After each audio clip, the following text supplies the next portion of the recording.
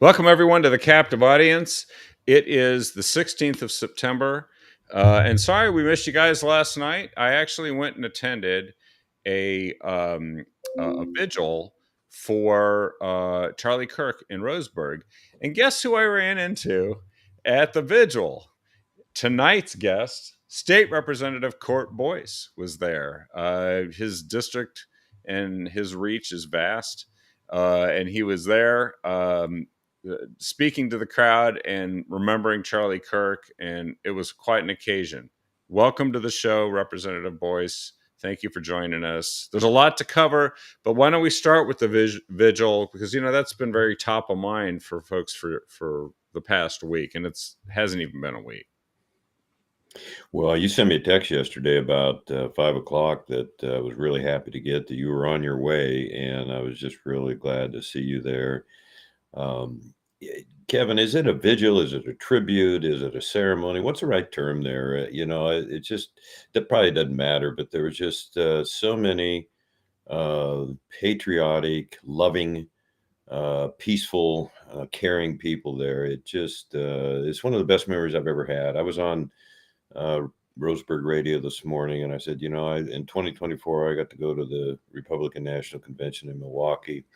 And one of the brightest spots I ever had was being able to see the president speak. I think it was 3.5, 4 days after he was almost assassinated, presidential candidate then. Yep. And just to see him, hear him go before 14,000 people, and just you could almost hear a pin drop. It was that quiet, that respectful, that for lack of a better word, powerful. And I thought Kevin last night was pretty darn close to that, if not equal. Yeah, I'd say maybe somewhere between 3 and 500. I really didn't have a great perspective to count, but it was hundreds, and it was somber.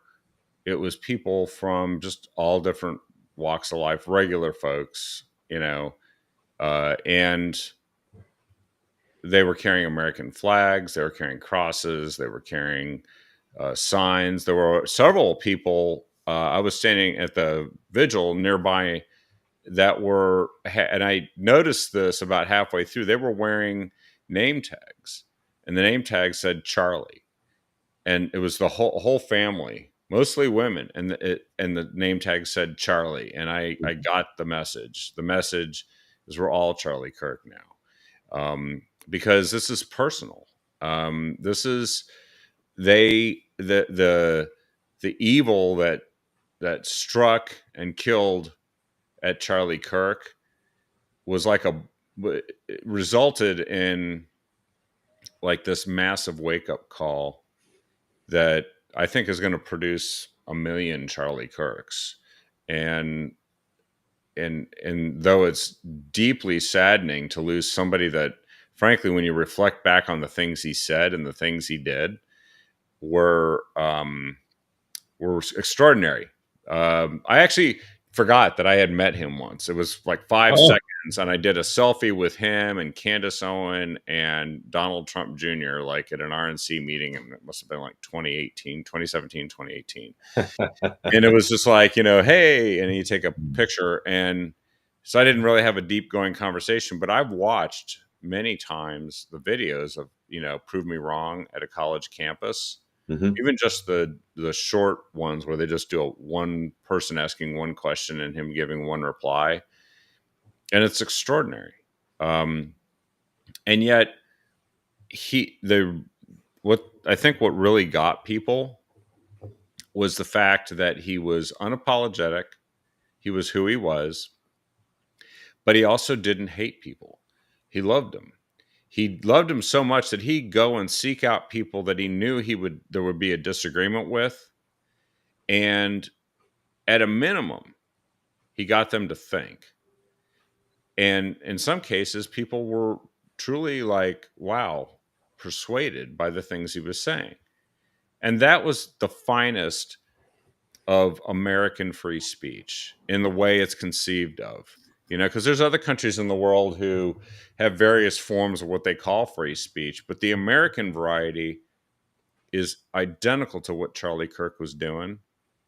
And he was doing it in the toughest, and I got to say, probably the most hostile environments that exist in the country, which sadly are college campuses.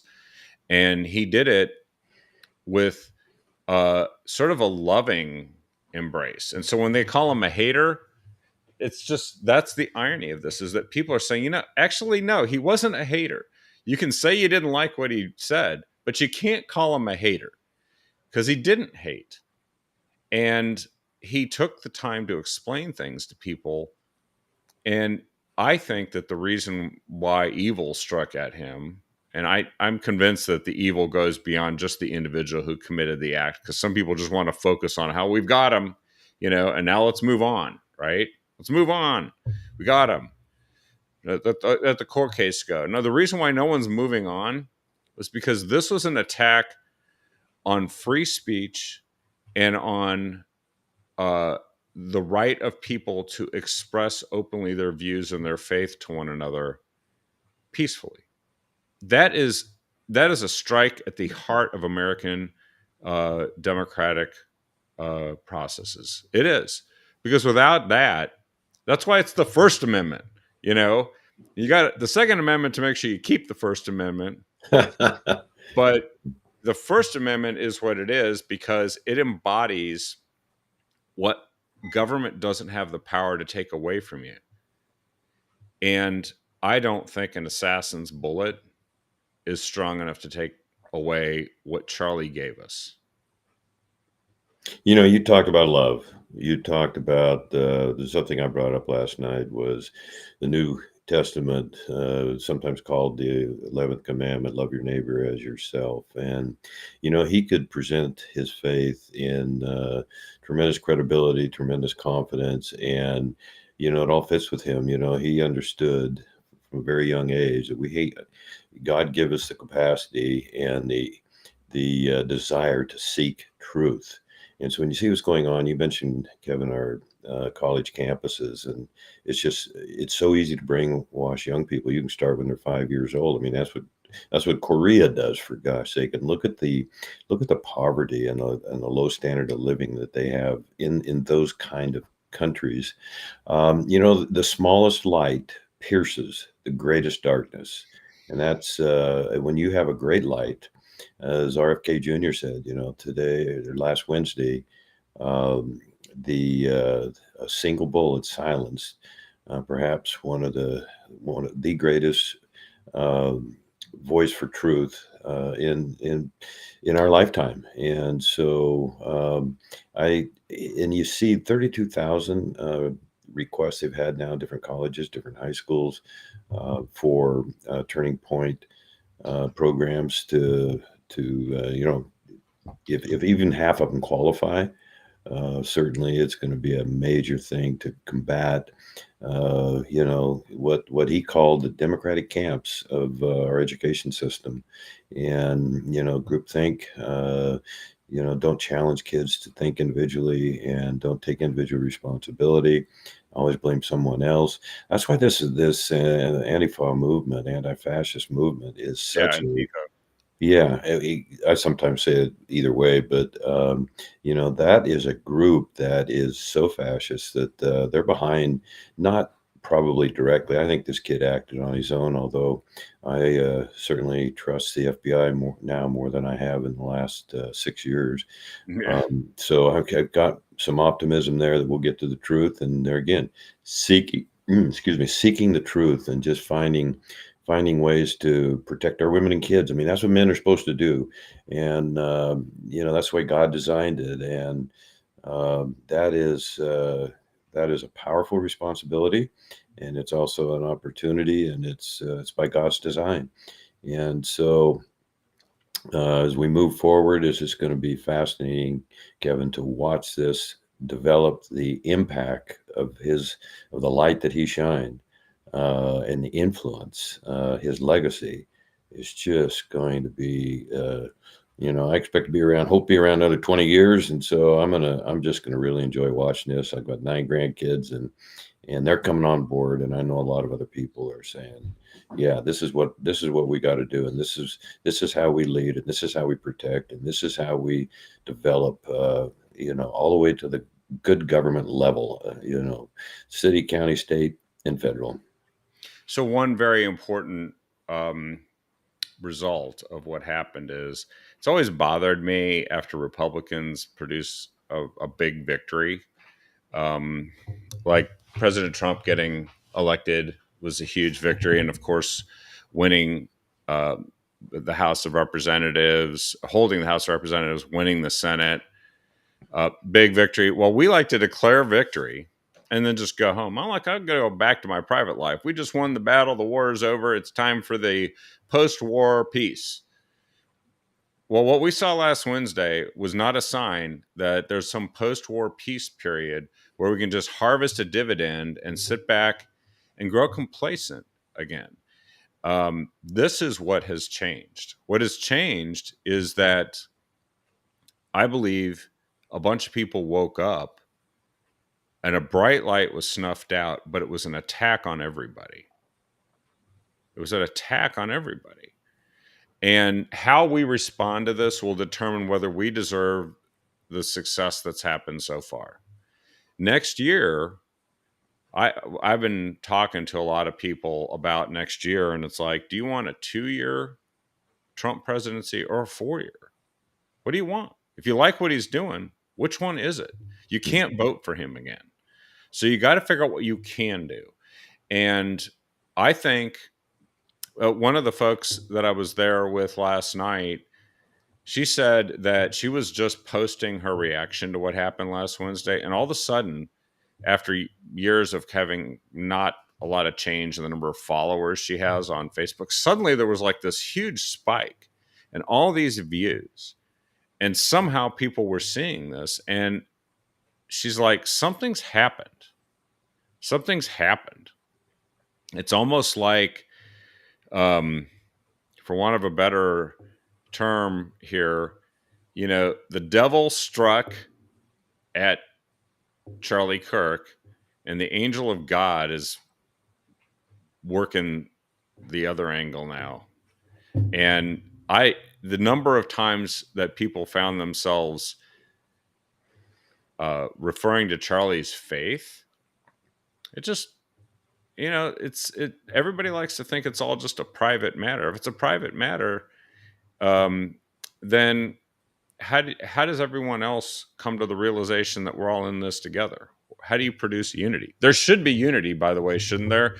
And that something's got to be done about and it's not even close. The violent left, progressive violent left, is massive. It's organized. It's bold. And we see it in Portland every day. They've been doing what they've been doing with ICE at the ICE building. It's terrorism. They're terrorizing and actually organizing a real insurrection, an armed insurrection. It was the only real kind. Grandmas in sweatpants with plastic flags and bullhorns on January 6th. That was some people that did some things they shouldn't.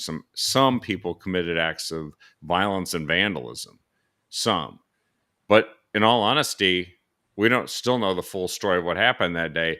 But take what Antifa's doing and has done for hundreds of days, attacking a federal building, interfering with federal law enforcement, attacking federal law enforcement officers. Well, you might recall they bolted the door shut and then lit it on fire with federal law enforcement officers inside. I've got one son that's a lieutenant at Oregon State Police, and he spent some time up there. I mean, that's the fight that we have before us. We're not asking for this fight, and we didn't start it. Not to have a too basic of a a statement there, but you look what's going on in England. This is a worldwide event now. This has got the attention of people all over that they simply want peace. They don't want lawlessness. They don't want violence. They don't want crime. And so they want peace, but they realize, and someone said last night, it wasn't me, but they basically communicated that everybody has to be involved. And I didn't want to make it a political event. One thing I've been telling people is, okay, if you can make 20 phone calls,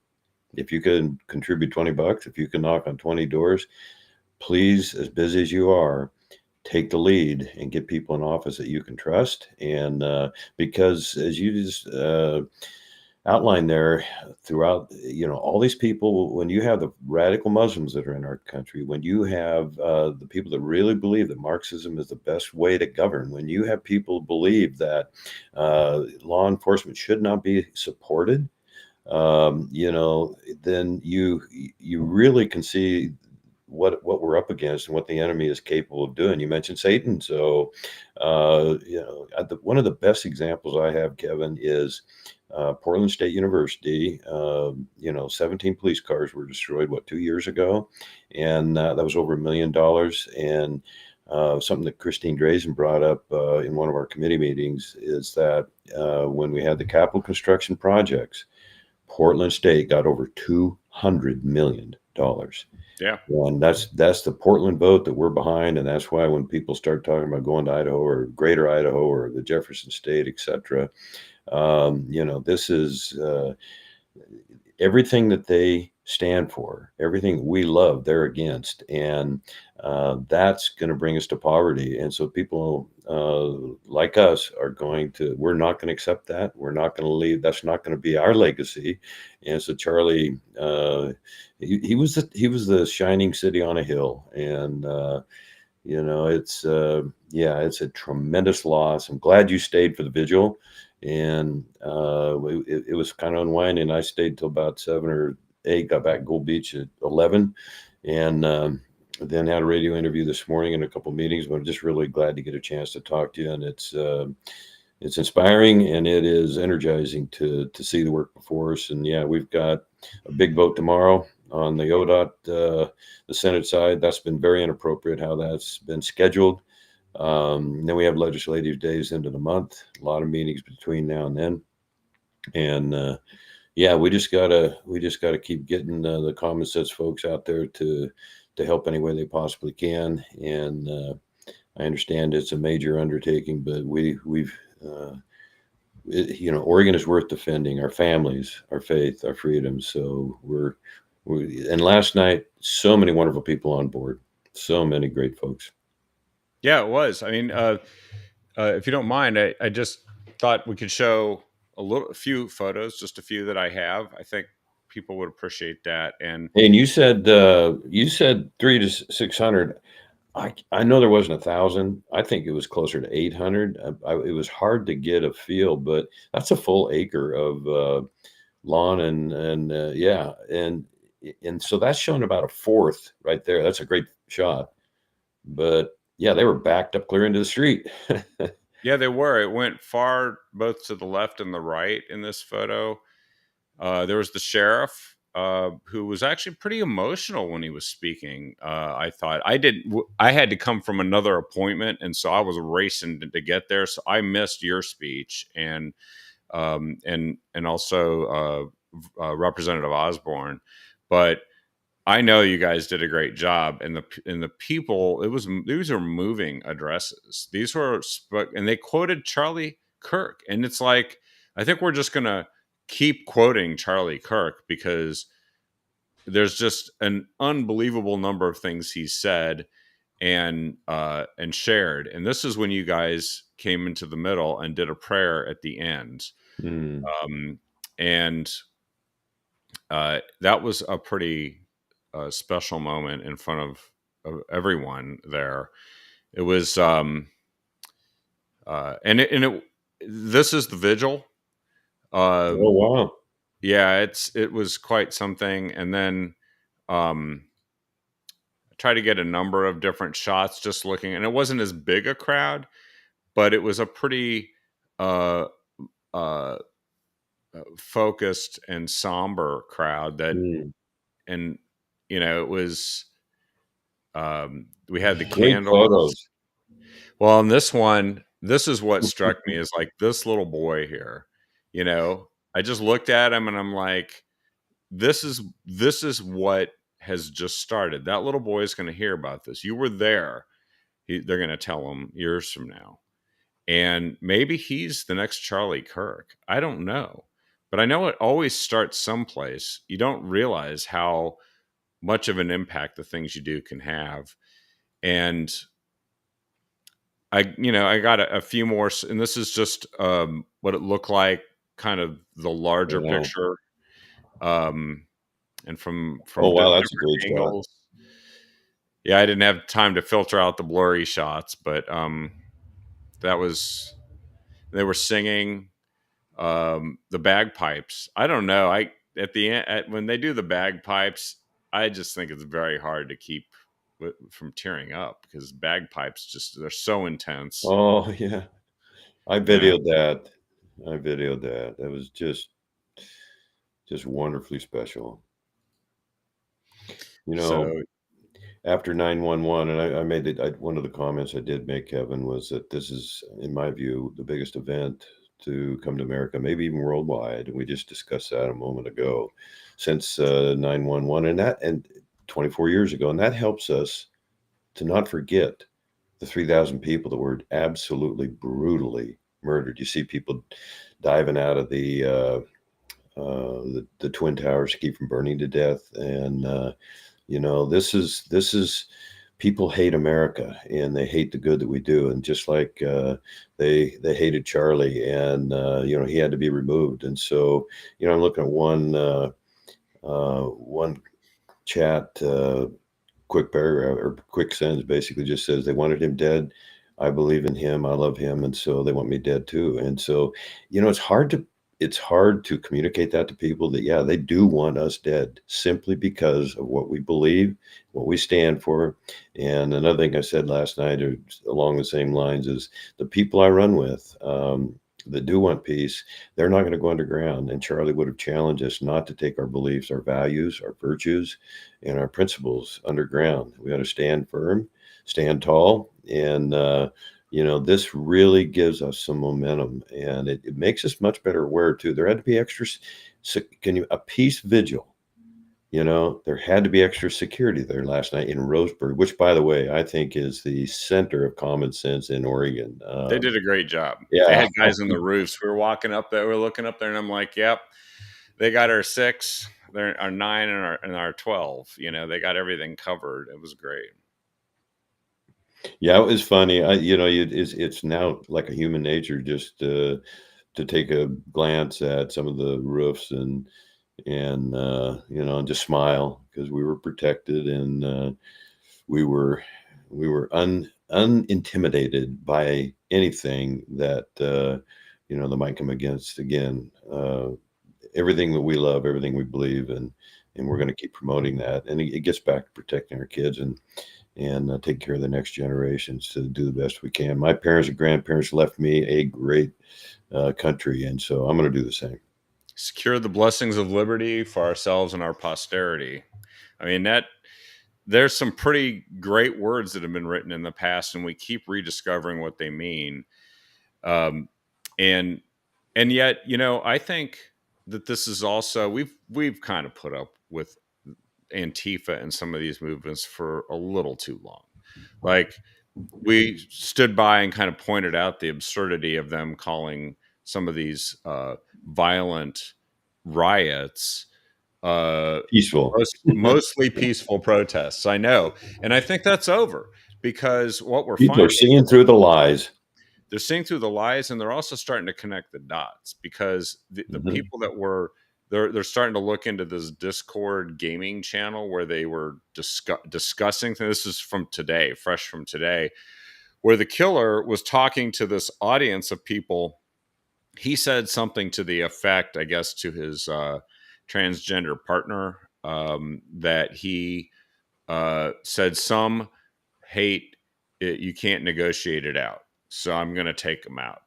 And now I think it's going to backfire politically for the Democrats. In fact, the greatest charge that this guy might be convicted with, that will have will be, the Democrats will be able to charge him with helping them lose the 26th election, because I think it was that big an inflection point. We'll see what happens, but But I also think this could be the beginning of the end for the vast, as President Trump referred to it, the vast domestic terror movement on the left. And Stephen Miller, the president's advisor, who I think really does actually express a lot of the strong policies that are I coming just love out. listening to that guy. He is Yeah, amazing. it's very articulate, and he said Tough. very tough and very direct. You're not unclear about it. And I said for a long time that they should go after Antifa with RICO cases, because RICO cases, RICO laws, racketeering and corrupt practices were designed to go after the kingpins of the mafia, who had all of the underlings committing all these crimes, but they could never catch the kingpins because they've always had all these separations and layers and Well, they don't denied. want to catch him. They will.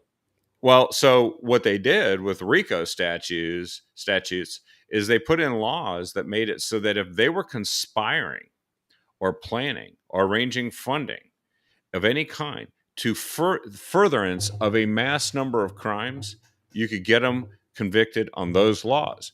That's exactly what the people who are coordinating and supporting and supplying Antifa and all these other violent groups, the ones down in LA that showed up with a bunch of body armor in a truck and started handing it out to the people who were committing violence down there a few months ago. And like we mentioned, the people that are doing the things to the ICE facility, they have resources, they have supplies, they have training.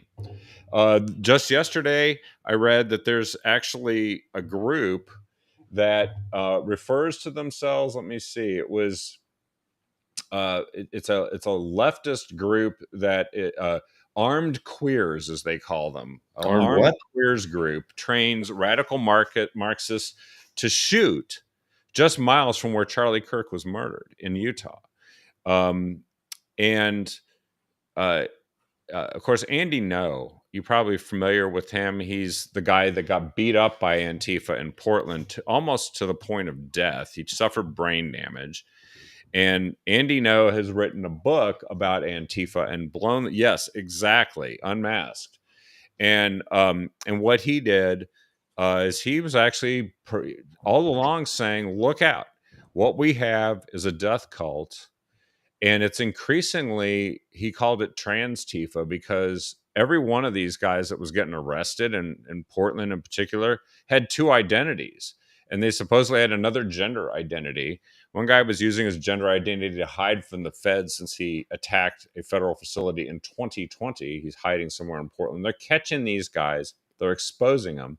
Andy No said, this is his article yesterday. He did an interview on Fox with Jesse Waters, and he said the left has a bloodlust that everyone underestimates. Now, Andy No uh, used to be a Democrat, gay, Vietnamese immigrant. Mm-hmm. Supposedly he should just agree with Antifa, and he was peacefully uh, reporting what they're doing when they beat the crap out of him. He had to leave the country in order to continue doing what he does.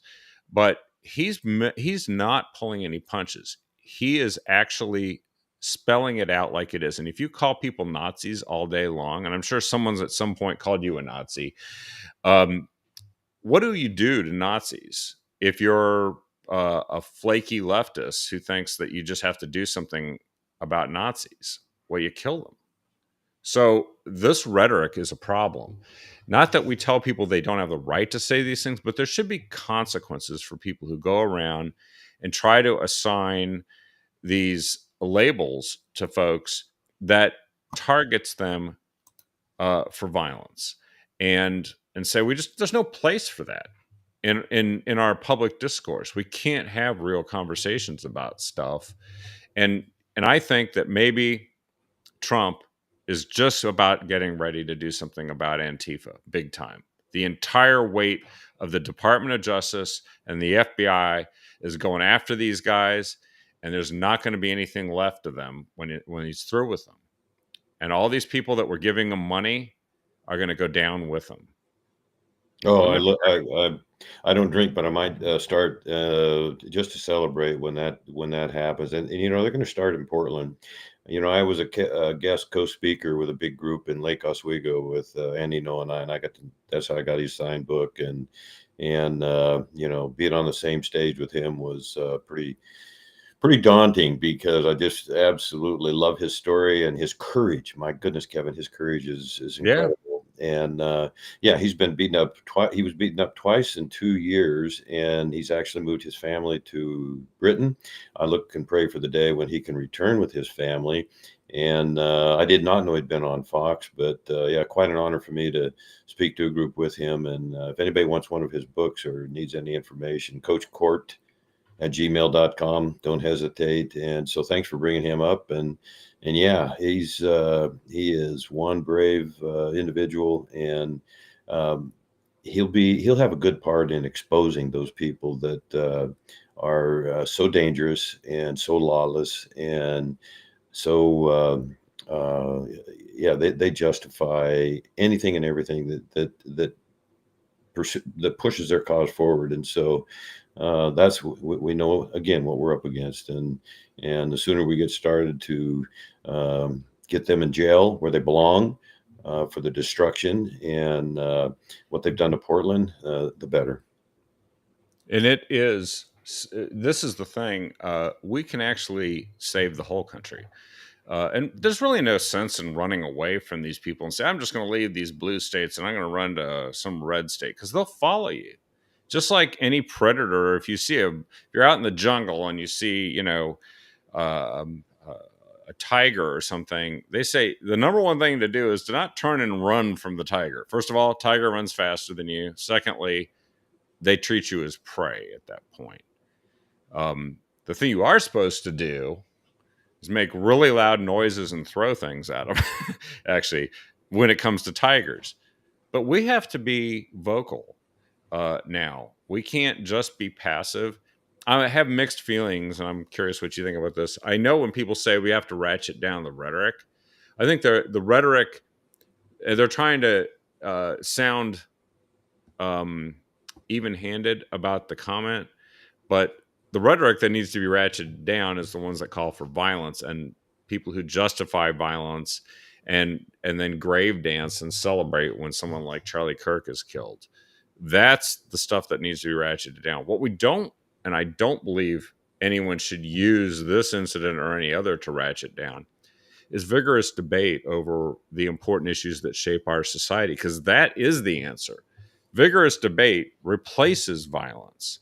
It makes it possible for people to actually come to a consensus and solve problems by listening to each other. And Charlie Kirk spent a lot of time listening to a lot of crazy college students.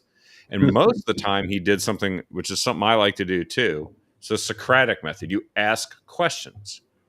In fact, the last thing he said is he asked a question of the kid that was in front of him who was trying to corner Charlie about the mass shootings, right? And they quoted some statistic that they had, which is one of these statistics that is designed to distort the debate about having guns and gun violence in the country. And he replied to this kid. He said, does that include gang shootings? Because any time more than 3 people are shot, they call it a mass shooting. But the overwhelming percentage of the mass shootings that they like to quote are gang violence, and it's gangs shooting other gangs. Well, that's when we, you know, as a culture, we have taken the side of the criminals instead of the victims, and we have that in spending in Oregon right now. You know, in a terrible series of priorities in funding our victims' assistances, and they're blaming it on the federal government, of course, because Trump pulled out $880 million. Well, if you poke his people in the eye often enough, you know, we have that issue. We have a slowing economy. We have all the COVID money is gone. and we didn't spend that properly. And we spent 700 million just in Portland alone. Another great example, Kevin, just on homeless, and the homeless numbers are increasing. Yeah. And people are starting to recognize that this cannot be sustained. And the worst schools in the country, isn't that Yep. something to be proud of? Some of the poorest states are leap years ahead of us now. And we keep spending more and getting poorer results. People are taking their kids out of school. I'm saying, hey, okay, vote conservative. I'll even add vote Republican because that's a lot cheaper than moving to Idaho. Okay, and some people can't afford to leave. Well, So we've got and some major challenges, but our country is in peril, and it's on the decline. That's not an overstatement, and yet we have leaders that are starting to take charge. And I was on Lars the other day, and I said, "Hey, Lars, I'm as optimistic as I have been in years for the future of Oregon." He says, "Well, explain." I said, "Well, uh, Dennis Richardson was elected in 2014, a Vietnam War hero, a family man, great attorney, statesman, and loved his country, loved Oregon, and we lost him. And I think we got a chance now to elect a Republican governor. And with that, you have veto power. With that, you have a much better way to get our message out and what we think is the answers and the political and philosophical views, the policies that we need to set. And we've got to reverse some of this. And it starts with the tax system. We've got to recruit businesses and retain the ones we have. We've got them leaving in droves, and those are sacred employers. And it goes way beyond just the lumber mills that we've lost in the last 18, 19 months. And Intel, and I mean, there's just a tremendous list. And when you look at the list collectively, it really opens your eyes what's going on in Oregon. And so you talk about poor revenue forecasts. We better tighten our belt now. The Republicans have not been in control for 40 years, and all we're asking, give us 2 years. You don't have to hold us accountable. We will hold ourselves accountable, but look at what we can do to bring our state back to common sense, make common sense legal again. So we're on the right path, and I'm optimistic. And that wasn't I gave Lars a real abbreviated portion of that, but I want people to know that Oregon has a future. And if everybody circles the wagons, we got a chance to really do something special here. And we want to go ahead of Washington, California. We don't want to be in that category of dysfunction anymore. no, we can be successful, and we can actually win. And you know, I was talking to somebody about Margaret Thatcher, who had pretty long odds for being able to pull off what she did in 1978. Thank goodness that she did. She not only saved Great Britain from itself, but she actually gave the impetus for our response, which then was eventually led by Ronald Reagan in the Cold War, and stood up to tyrants. And just think what a difference it made winning the Cold War for world history. I mean, it's possible to win battles that seem impossible. Uh, Having the Lord on your, as your guide actually really does make a big difference too. And Charlie talked about that, but I think a lot of us have to remain optimistic. I liked what you said. You feel more optimistic than you felt for a long time. It's a sad, shocking thing that happened. It is. It can be an amazing story that would make the legacy of Charlie Kirk seem even bigger um, than what he was able to do while he was with us. And I wonder if we could switch gears because you kind of opened the door there to what's happening It's in the your show. legislature. Yeah, no, well, yeah, no, but I appreciate you kind of starting to touch upon Oregon. And so tomorrow, Well, that's where I think we can make a difference, yes. And you are making a difference, Kevin, believe me. And that's why I like going on your show, because it gives me more optimism. And naturally, you want to be around like-minded folks. You build that trust, and you learn, and you grow. And yeah, I'm still processing what happened last night, and just yeah, the sheer numbers and the safety. And just it's only in America. It is only in America. Now, true, Great Britain had quite an impressive gathering in support of Charlie Kirk. Good. You know, one thing I did ask last night, I said, "Hey, can we just have a moment of silence for just picture, if you would, and if it's, I'll take the liberty here, just picture his wife and two little children, just for 20 or 30 seconds." I think that went over pretty good. But that's we all have those little families that need protection, and I just barely missed Vietnam in 1972, and I would have been at the tail end coming out of high school, so probably would not have seen combat. But this is my Vietnam experience. This is a lot of people's World War II experience, and good will prevail. Light will beat out darkness. On that little boy with the candle there. Yeah, my This is, gosh. just think, um, another little boy at some vigil after 9/11, Mm. which it's so eerie how close Charlie's assassination was to the 24th anniversary of 9/11. But there was a little boy, I guarantee you, at a vigil at 9/11 24 years ago, who's now an adult taking on the world and trying to establish a future, and was shaped by the events of 9/11, as were many people. So this is, I think, for the generation that's young right now, this is kind of like their 9/11 moment, because they just don't have a lot of it. They don't remember 9/11. That's why we commemorate it, right? Is that they to never forget That's who was right. lost, never forget the lessons and what we did about it, how we responded, how there was unity.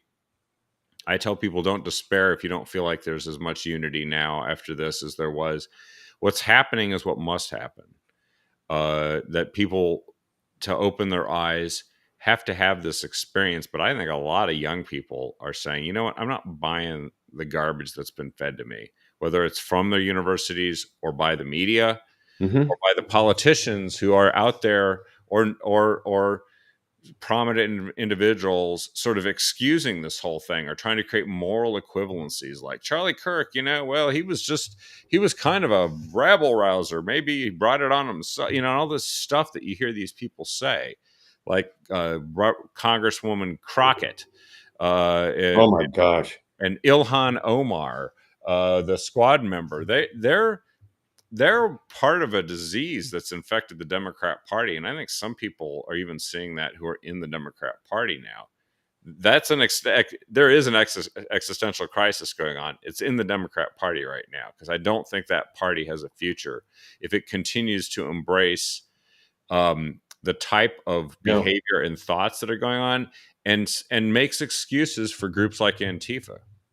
Well, I'm a little bit pessimistic on that. I think they do have a future because we have to understand mankind, humankind, and that's that's a great a great challenge in psychology. In that, there's always been evil since time began. Man has tried to dominate man, and that's why America was so special. I brought up yesterday too in my speech that growing up as a kid, who were the American Revolutionary War heroes that we learned about? Two in particular that I remembered when I was probably, what, 10 years old? Nathan Hale, I regret that I have only one life to give my country. That was his defiant comment just before they slapped the horse and hung him by death. They did the same thing to Patrick Henry, who said, "Give me liberty or give me death." And so, that's what we need to be teaching our kids. And if we want this, if we want this quality of life, if we want this liberty, then we have to. We This is our wartime. Doesn't mean we're the enemy is coming over the shores of the country, but the enemy is within, and we've allowed that because of complacency. That's why the churches are filling up now when they don't know what else to do. Thank God they go to the churches, and they open the doors of their heart, and they look for common sense. They look for hope. They look for, love, faith, hope. The greatest of those is love. And so, yeah, stay tuned. We So want to teach our kids, and we want to keep this great American experiment intact. And that's all of our jobs. what's going to happen tomorrow with the state legislature? I know that it comes back into session. but not you guys, not the House, just the Senate. And the Senate's going to be taking up the transportation package and the tax increase, which had 93% of its testimony was opposed to it, yet it passed the House anyway. Where are we at now? I told Bill London on KPNW in Eugene 2 mornings ago. I said, "Hey, I hope that Mark Meek will not vote. He's a Democratic senator. I get along with him really well, and he was the center of controversy when he was banned from when Senator Gorsuch went after House Rep Shelley Bossard Davis and was completely out of line, and so." What's going to happen? It's 9 o'clock tomorrow morning. I really don't know.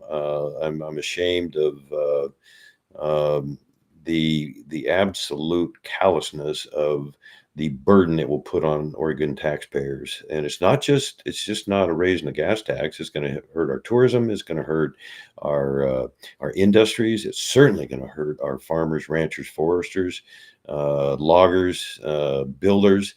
And we just keep piling on more portions of hurting their businesses and making it harder for them to exist and be successful and be profitable. And so, we just got to keep beating that drum. And I think we're getting the word out. I think our messages are doing well.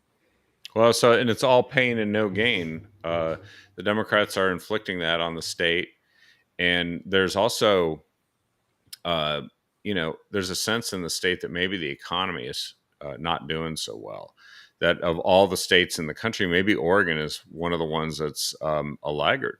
We don't want that to happen, but you think that would be an emergency top priority, not raising taxes on Oregonians and continuing to deliver failed projects one after another, especially transportation projects. We just have not been successful at getting things done in this state, despite tax increases and massive amounts of money, even surpluses in the past.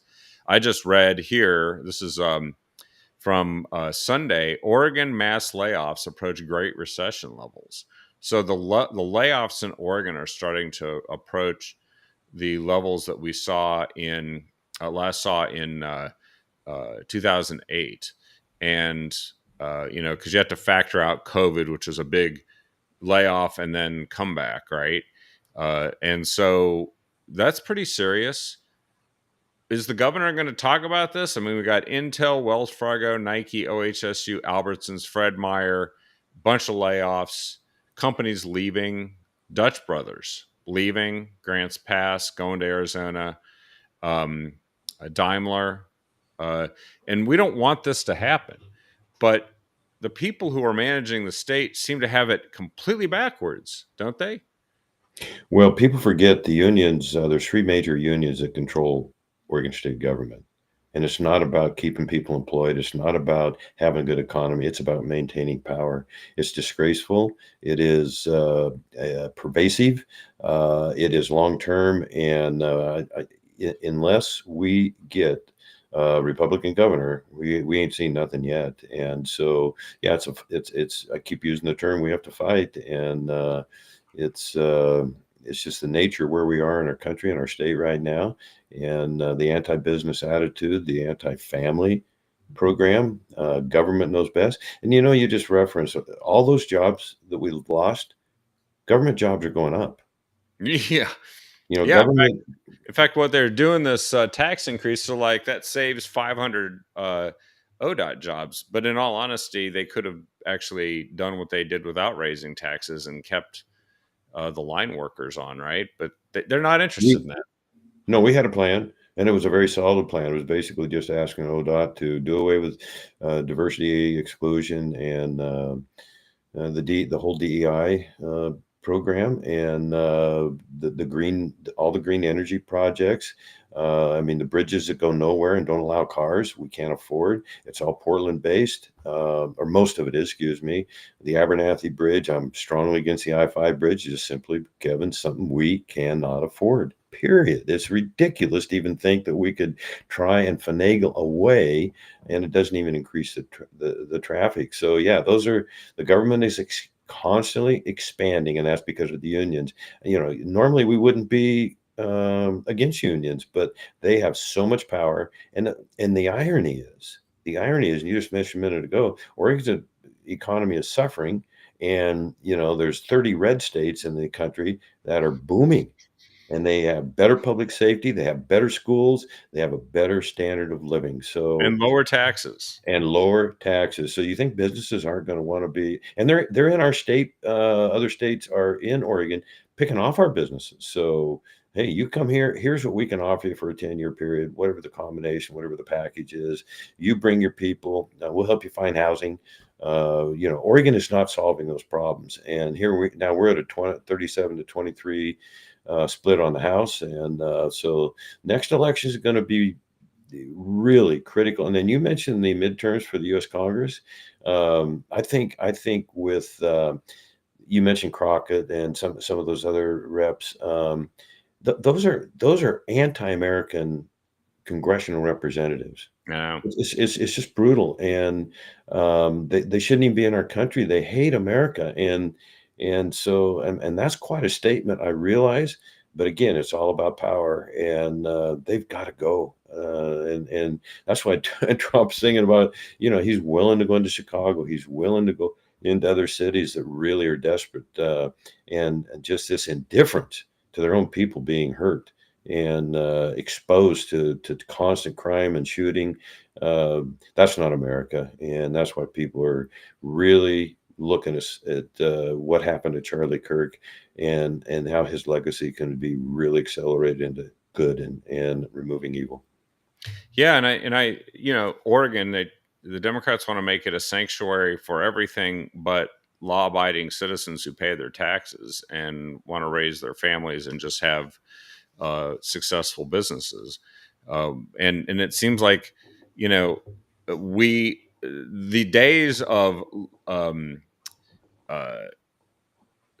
sanctuaries that actually are anti rule of law might be over soon, and it'd be great. I just posted, by the way, there was a activist who on the 10th in Portland called for uh, violence. Who is a Antifa activist, which is part of the so-called Antifa Moms group, which is a fake group they created to go and these folks, there need to be some consequences for what they're doing. And I think that, but it's up to voters and all of us to produce consequences for the leadership that the Democrats have exercised over this state. That's why I'm kind of optimistic about 2026, because there's a study in real contrast.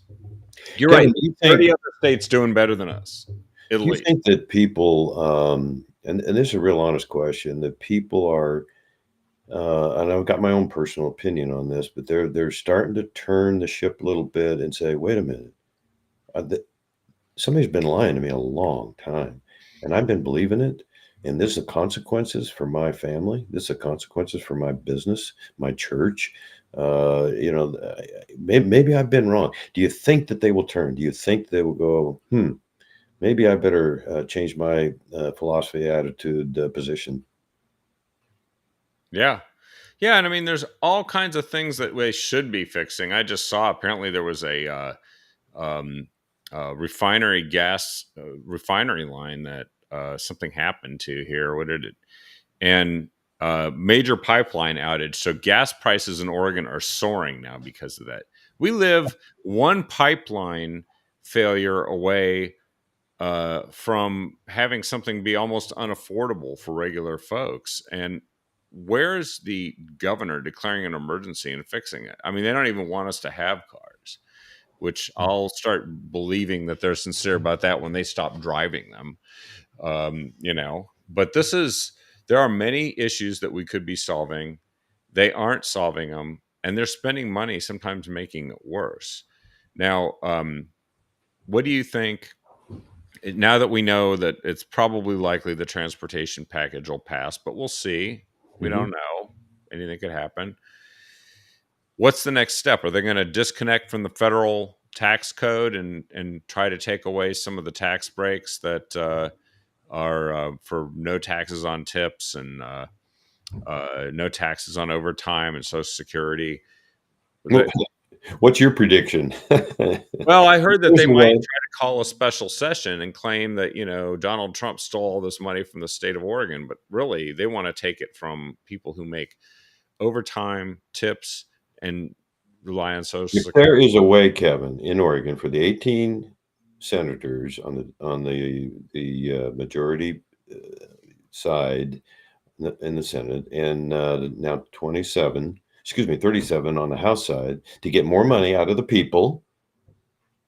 Do you have any apprehension or doubt that they will do that? I think they will. They will not face the music. They will not say, "My gosh, our anti-business policies have got us."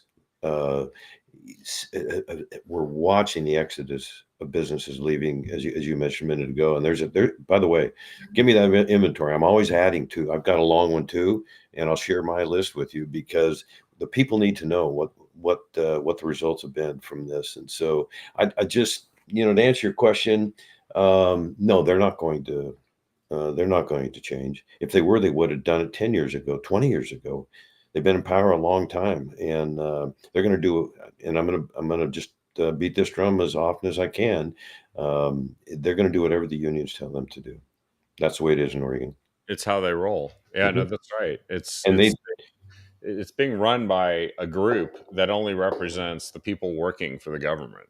yep, that's right. One in six employees in Oregon right now are unionized, and the national average is 1 in 10. Yeah, which is just like the the meme that I've seen where you have a power strip plugged into itself as if it's gonna, prosperity can happen if we just keep expanding the government and paying people more money in the government and enhancing their PERS benefits. And it's like, no, actually, you better generate enough wealth in this state to pay for all of this because you can't tax your way to prosperity. It's impossible. Certainly, you could deregulate and lower taxes and start to see some prosperity.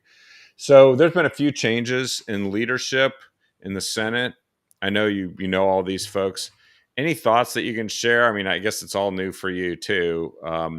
Senator Daniel Bonham is the minority leader in the Senate. He is stepping down in a couple of weeks. Senator Bruce Starr has just been chosen to replace him as Senate minority leader, and we both know both of them pretty well. But now Representative Drazen is going to seek Senator Bonham's seat now that he's going to step down from that seat. So she's leading the House Republicans. Any idea what's in store here, or will we know more anytime in the near future about who's leading things on our end? I've watched the two of them over the last 2 or 3 years, and they're just remarkable leaders. They are great negotiators. They are true patriots. They are protective of this state, and both being in the super minorities, because thanks to them, got so much accomplished. We defeated 12 out of 15 tax proposals this last full session, 2025. Mm-hmm. And so I hate to see Christine go. I'm afraid she may not run for governor. She's being very quiet. But That was my other question, actually. Yeah, I've encouraged her with all I can. But you talk about being exposed, your family, and all the above. I don't know if it's in her to take on that kind of a challenge again. I hope she will, and I hope the whole state prays for her. A lot of people don't like her, which I don't understand. I've seen her character, I've seen her integrity, I've seen her intellect, I've seen her ability to lead, and certainly.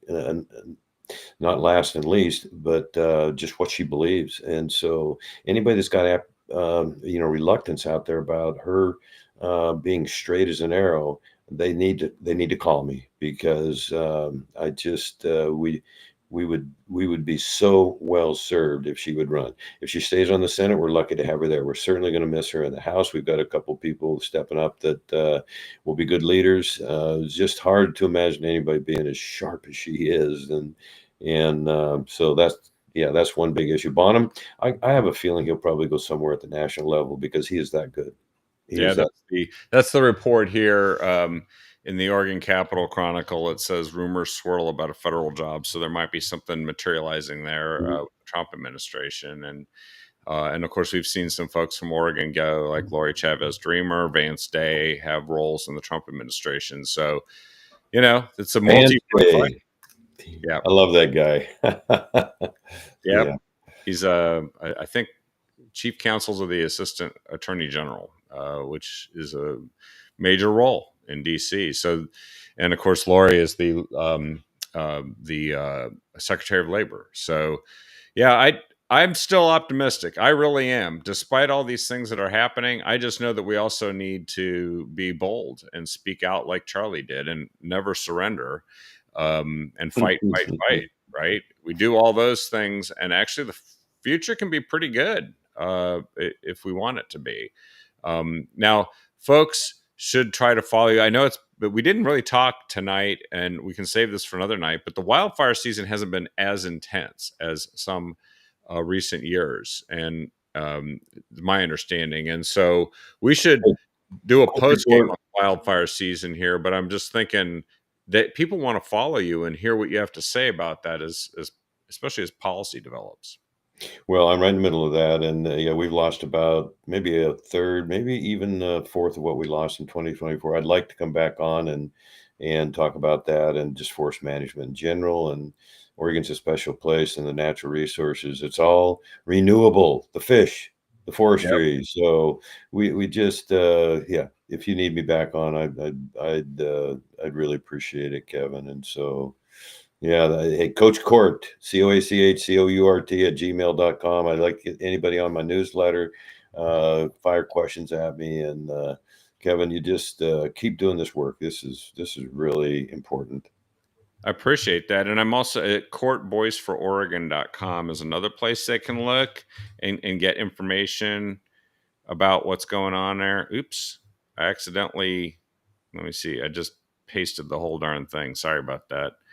It was just the instructions on how to log into a captive audience. So I, all of you now know how to do it. Anyway, and then You're forgiven. Well, you can go to the legislative site, which is oregonlegislature.gov/voice, and listen to the voice of reason as you hold court. And thank you for what you do, not only at getting out there and talking to folks in the community, but what you do in Salem and standing up for these important causes and coming on the show tonight. I really appreciate it, Representative Boyce. Thank you. It was so good to see you last night. Thanks for making the trip down to Roseburg, Kevin. Just awesome. Oh, we'll do it again. Hopefully not for the same reason. Hopefully we'll be just celebrating some victory someplace. That'd be great too. Or a rally that gets people's attention, what they need to do next year. Let's keep our calendars ready for that. You call anytime, my friend. All right. Good night, everyone. Good night. And I saw there was Pat Finley is ill. She's one of our super fans. Let's pray for her and make sure that we send good thoughts and prayers her way as she recovers. And to all of you, please share the show with everyone you can so that we can get the word out to as many people as possible. And we'll see you tomorrow night on the next episode of The Captive Audience with Don and Leslie. Have a good night, all.